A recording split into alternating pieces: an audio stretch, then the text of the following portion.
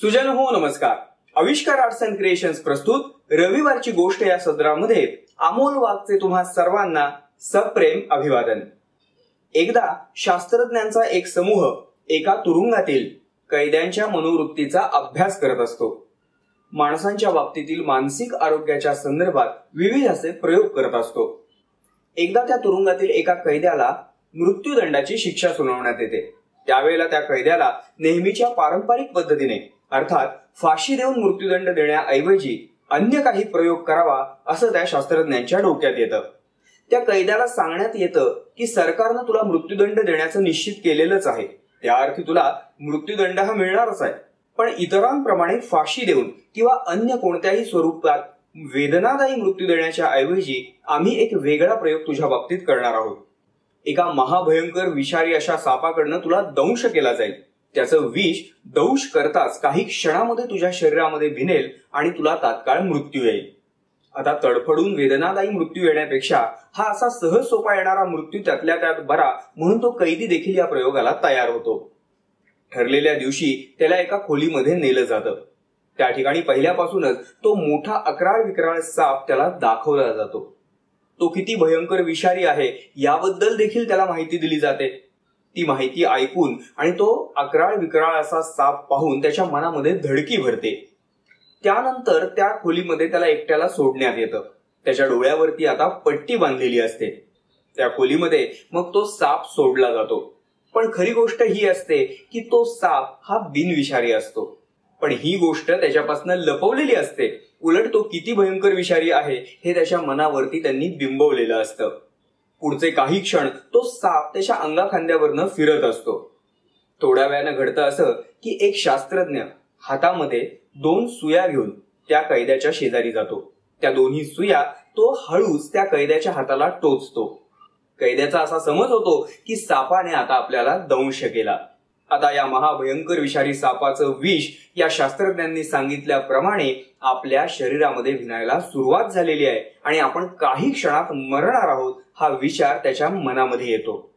आणि खरोखरच घडतं देखील तसंच.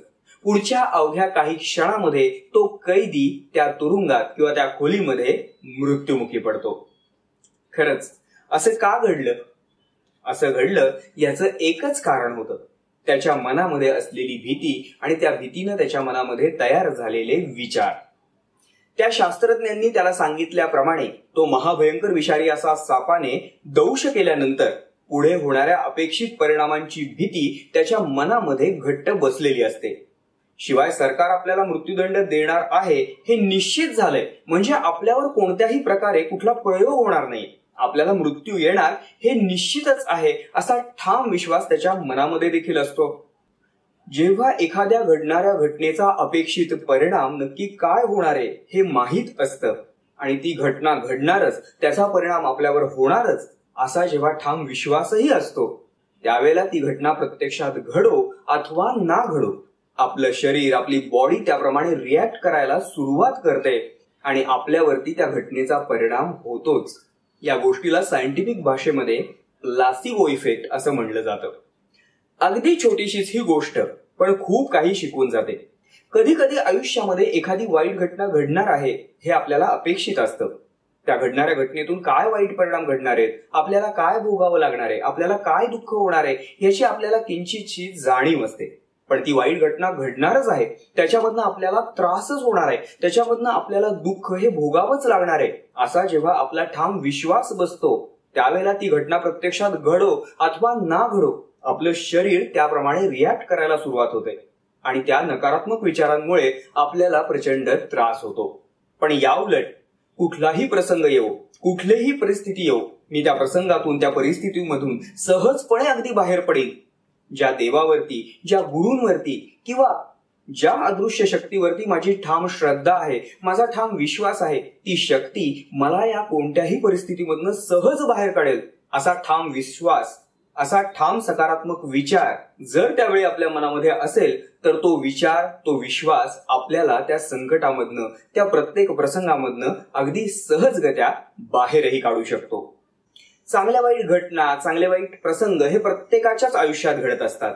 फक्त त्याला सकारात्मक विचारांनी सामोरं जायचं की नकारात्मक विचार करून आपल्याला त्रास करून घ्यायचा हे ज्याच्या त्याच्या मनामध्ये असलेल्या बिलीफ सिस्टीम अर्थात विश्वास प्रणालीवरती अवलंबून असतं.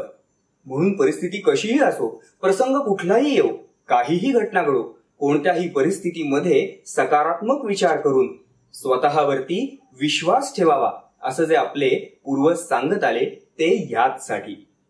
रविवारची ही छोटीशी गोष्ट तुम्हाला कशी वाटली हे कमेंटमध्ये आम्हाला नक्की कळवा. जर ही गोष्ट तुम्हाला आवडली असेल तर लाईक करा, तुमच्या प्रियजनांसोबत शेअर करा. या आणि अशा बोधप्रद प्रेरणादायी गोष्टींचा आनंद घेण्यासाठी आमच्या आविष्कार आर्ट्स अँड क्रिएशन्स या चॅनलला जरूर सबस्क्राईब करा. धन्यवाद.